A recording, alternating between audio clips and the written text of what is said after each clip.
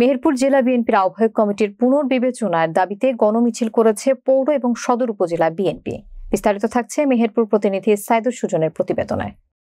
বৃহস্পতিবার বিকেলের দিকে মেহেরপুর কাথুলি বাস স্ট্যান্ডের জেড কে ফিলিং স্টেশনের সামনে থেকে একটি মিছিল বের হয়ে শহরের প্রধান সড়ক প্রদক্ষিণ করে জেলা প্রশাসক কার্যালয়ের সামনে গিয়ে শেষ হয়।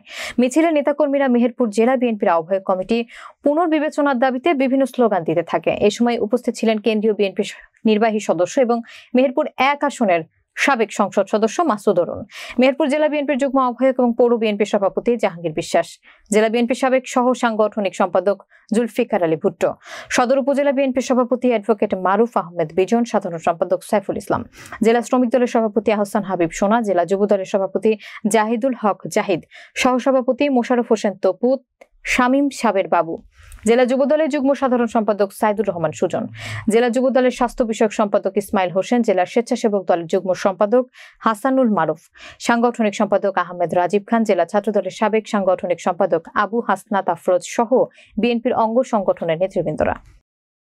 চলেন।